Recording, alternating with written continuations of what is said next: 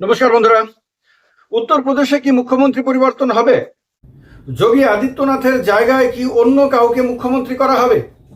যোগী আদিত্যনাথ কি পদত্যাগ করবেন, না তাকে দিল্লি থেকে পদত্যাগ করতে বলা হবে? উত্তরপ্রদেশে ভারতীয় জনতা পার্টির নেতৃত্বাধীন সরকার কি মাঝপথে বড় ধরনের ধাক্কা খাবে? দিল্লি লবি এবং লখনৌ লবি বা দিল্লি লবি এবং উত্তরপ্রদেশ লবির মধ্যে লড়াই কি চরম আকার ধারণ করতে চলেছে? এটা খেয়াল করার মতন বিষয় যে শঙ্করাচার্য অবিমুক্তেশ্বরানন্দের সঙ্গে যোগী আদিত্যনাথের যে লড়াইটা চলছে, যেটা মনে করা হচ্ছে সারা দেশে যে তাদের মধ্যে একটা ব্যক্তিত্বের লড়াই চলছে, যে লড়াইটা শুরু হয়েছিল মাঘ মেলা উপলক্ষে আপনার পবিত্র স্নান করতে বাধা দেওয়ার মধ্য দিয়ে। সেখানে যোগী আদিত্যনাথের প্রশাসন, যোগী আদিত্যনাথের পুলিশ অপমান করেছিল আপনার অবিমুক্তেশ্বরানন্দ মহারাজকে। এর মধ্য দিয়ে যে বিবাদ শুরু হয়েছে, সেই বিবাদ এক ধরনের ব্যক্তিগত বিবাদে রূপান্তরিত হয়েছে। এই বিবাদে কিন্তু ভারতীয় জনতা পার্টি এসে এখনো পর্যন্ত যোগী আদিত্যনাথের পেছনে দাঁড়ায়নি। এখনো পর্যন্ত কিন্তু নরেন্দ্র মোদী, অমিত শাহ এবং বর্তমানে যিনি রাষ্ট্রীয় অধ্যক্ষ বা সর্বভারতীয় সভাপতি নীতিন নবীন, তারা কেউ কিন্তু যোগী আদিত্যনাথের পেছনে এসে দাঁড়ায়নি। বা সংঘ পরিবারের যে অন্যান্য সংগঠনগুলো রয়েছে, তারাও এসে কিন্তু যোগী আদিত্যনাথের পেছনে দাঁড়ায়নি। তারাও কিন্তু যোগী আদিত্যনাথের হয়ে ওকালতি করছে না, তার হয়ে বক্তব্য রাখছে না। এবং দেখা যাচ্ছে যে সংঘের প্রতি আপনার দুর্বলতা রয়েছে বা বিজেপির প্রতি দুর্বলতা রয়েছে, এমন যারা সাধুসন্তরা রয়েছেন, তাদের মধ্যে অনেকে আদিত্যনাথের সমালোচনা না করে বা অবিমুক্তেশ্বরানন্দের সমালোচনা না করে একটা মধ্যপন্থা নিয়ে যে বিবাদটাকে মিটিয়ে নেওয়ার কথা বলছেন। কিন্তু দেখা যাচ্ছে যে তারাও বিজেপিকে খুশি করতে অবিমুক্তেশ্বরানন্দের সরাসরি বিরোধিতা করছে না, যদিও তার বিরোধিতা করছে এমন একটি অংশ দেখাচ্ছে মিডিয়া। কিন্তু সর্বভারতীয় বিজেপি কেন নীরব? অনেকে মনে করছেন যে এই বিবাদটা শুরুর পেছনে আপনার একটা বড় ধরনের রাজনীতি রয়েছে, আর এই রাজনীতিটাকে লুফে নিয়েছে দিল্লিতে যোগী আদিত্যনাথ বিরোধী যে লবি রয়েছে। অনেকে মনে করছেন যে অমিত শাহর নেতৃত্বে যে আপনার গোষ্ঠীটি দিল্লিতে রয়েছে, যারা নরেন্দ্র মোদীর পরে অমিত শাহকে দেশের প্রধানমন্ত্রী হিসেবে দেখতে চান এবং কোনো অবস্থাতেই যোগী আদিত্যনাথকে সর্বভারতীয় রাজনীতিতে দেখতে চান না, তারা এই বিবাদকে হাতিয়ার করে যোগী আদিত্যনাথকে মুখ্যমন্ত্রী পদ থেকে সরাতে চাইছেন এবং সেই জায়গাতে তাদের পছন্দের উপমুখ্যমন্ত্রী কেশব প্রসাদ মৌর্যকে তারা বসাতে চাইছেন।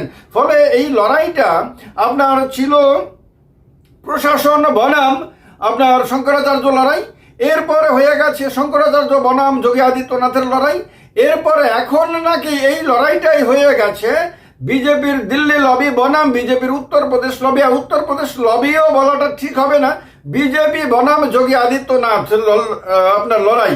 এখন এই লড়াইয়ের মধ্যে আদিত্যনাথকেই কি শেষ পর্যন্ত হার মানতে হবে, তাকেই কি সরে যেতে হবে? কারণ তার পেছনে যেহেতু নরেন্দ্র মোদী, অমিত শাহ এসে দাঁড়াচ্ছেন না, তার পেছনে এখনো পর্যন্ত আরএসএস এসে দাঁড়ায়নি, তার পেছনে যেহেতু এখনো পর্যন্ত ভারতীয় জনতা পার্টি এসে দাঁড়ায়নি, সেহেতু এটা পরিষ্কার বোঝা যাচ্ছে যে তাকে একরকম একলা করে দেওয়া হচ্ছে। উত্তরপ্রদেশে তার নেতৃত্বাধীন যে মন্ত্রিসভা রয়েছে, সেই মন্ত্রিসভার মন্ত্রীরা পর্যন্ত তার পেছনে এসে দাঁড়াচ্ছেন না। বরং দেখা গেছে উপমুখ্যমন্ত্রী কেশব প্রসাদ মৌর্য যোগী আদিত্যনাথের ইচ্ছার বিরুদ্ধে নাকি গিয়ে তিনি আপনার এই শঙ্করাচার্যকে, অবিমুক্তেশ্বরানন্দ মহারাজকে ভগবান শঙ্করাচার্য হিসেবে সম্বোধন করে তাকে স্নান করার জন্য অনুরোধ জানিয়েছেন। তার মানে হলো উত্তরপ্রদেশে মন্ত্রিসভার মধ্যে দুটো আড়াআড়ি বিভাজন হয়ে গেছে এবং একটি বিভাজন আপনার যোগী আদিত্যনাথের পক্ষে, আরেকটি বিভাজন দিল্লির লবির পক্ষে। এই দিল্লির লবি এবং উত্তরপ্রদেশ লবির মধ্যে দীর্ঘদিন ধরেই রাজনৈতিক দড়ি টানাটানি চলে আসছিল। অনেকবার নাকি নরেন্দ্র মোদী, অমিত শাহ চেষ্টা করেছিলেন যোগী আদিত্যনাথকে মুখ্যমন্ত্রী পদ থেকে সরাতে, কারণ আদিত্যনাথ তাদের পছন্দের ব্যক্তি ছিলেন না যখন তিনি মুখ্যমন্ত্রী হন।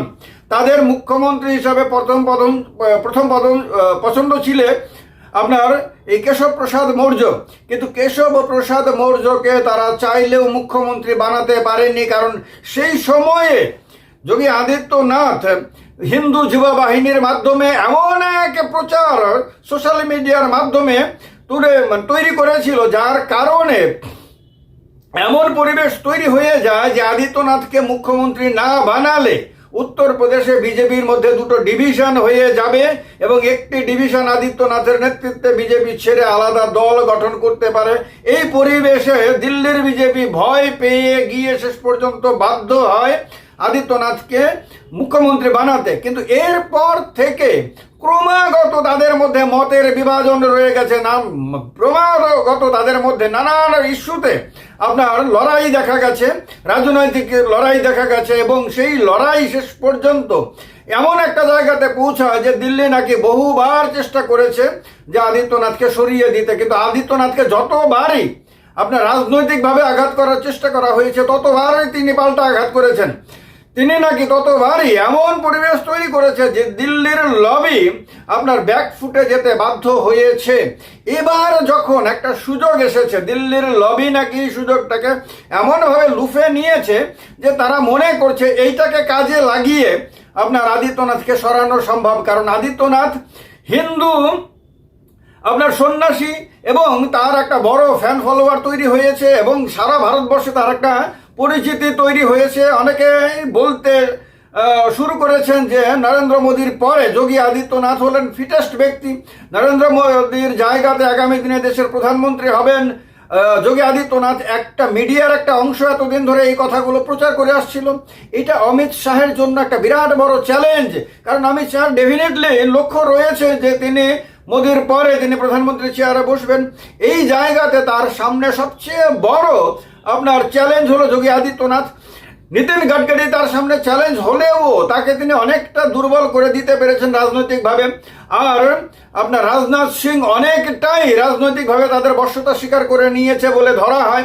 এই অবস্থাতে একমাত্র ব্যক্তি বিজেপির ভেতরে যিনি কোনোভাবে মোদী শাহের লবির সামনে মাথা নত করেনি এবং যিনি তাদের সামনে সোজা মেরুদণ্ড সোজা করে দাঁড়িয়ে রয়েছেন, তাকে সরানো তাদের ইচ্ছা হলেও এটা অসম্ভব হয়ে আসছে এখনো পর্যন্ত।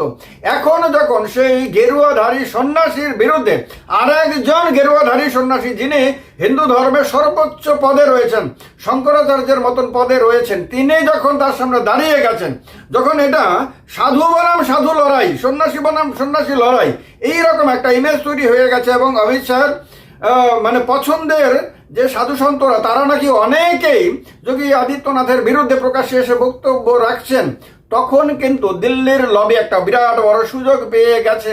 এবং আপনার আরএসএস এর মধ্যেও যে দুটো অংশ রয়েছে, একটা অংশ মোদী বিরোধী, একটা অংশ মোদীপন্থী, সেই মোদীপন্থী বা মোদী অমিত শাহপন্থী যে লবিটা, তারাও নাকি একটা সুযোগ পেয়ে গেছে যে এই সুযোগে যোগী আদিত্যনাথকে আপনার এটা বোঝানো সম্ভব হবে যে ভাই আপনাকে তো এখন হিন্দু সাধুসন্তরাই আর পছন্দ করছেন না, আপনাকে তো হিন্দুদের মধ্যে একটা বিরাট অংশ পছন্দ করছেন না, আপনার পক্ষে তো বিজেপির কোনো নেতা এসে দাঁড়াচ্ছেন না, আপনার পক্ষে তো আরএসএস এর কোনো আপনার অধিকারী এসে দাঁড়াচ্ছেন না, আপনার পক্ষে তো ব্যাপক কোনো জনঢেউ দেখা যাচ্ছে না। সুতরাং আপনাকে আপনার নেতৃত্বে যদি বিধানসভা নির্বাচন হয় আগামী বছর, তাহলে তো বিজেপির পারফরমেন্স নষ্ট হতে পারে, বিজেপিকে ক্ষমতা হারাতে হতে পারে।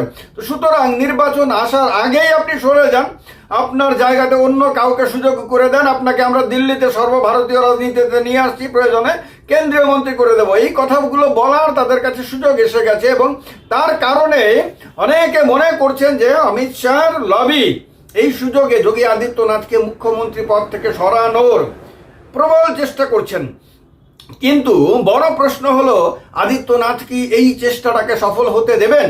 আদিত্যনাথ যেহেতু এতদিন ধরে রাজনীতিতে যখনই তার বিরুদ্ধে কোনো চেষ্টা হয়েছে তখনই তিনি সোজা হয়ে দাঁড়িয়ে পাল্টা আঘাত করেছেন, এইরকমই তার ইমেজটা তৈরি হয়েছে, সেহেতু তিনি কি এবার এই যে সংকট, তার জন্য রাজনৈতিক সংকট বা তার জীবনে বৃহত্তম রাজনৈতিক সংকট, এই সংকট কি মোকাবেলা করতে পারবেন? তিনি কি পাল্টা আঘাত করবেন না এবার? তিনি কি তার পজিশনটা, তার পদটা, তার মুখ্যমন্ত্রিত্ব তার হাতে রাখার জন্য দৃঢ়ভাবে তিনি রুখে দাঁড়াবেন না? মনে হয় কি আপনাদের যে যোগী আদিত্যনাথ শেষ পর্যন্ত দিল্লির লবির সামনে হার মানবেন? আপনাদের কি মনে হয় যে মানে যোগী আদিত্যনাথ পদত্যাগ করে মানে সর্বভারতীয় রাজনীতিতে চলে যাবেন, অথবা তিনি রাজনৈতিক সন্ন্যাস নিয়ে আপনার তার মঠে ফিরে যাবেন? আমাকে যদি জিজ্ঞেস করেন, আমি বলবো যে এই রকমটা মনে হয় না। যোগী আদিত্যনাথ নীরবে পদত্যাগ করে সরে যাবেন, এই রকমটা অন্ততপক্ষে বিজেপির ভেতরের রাজনীতি এবং যোগী আদিত্যনাথকে ন্যূনতম স্টাডি করার মধ্য দিয়ে যতটুকু আমি বুঝতে পেরেছি, তাতে কিন্তু একেবারে মনে হয় না যে যোগী আদিত্যনাথকে খুব সহজেই মুখ্যমন্ত্রিত্ব থেকে অমিত শাহ নরেন্দ্র মোদী সরাতে পারবেন।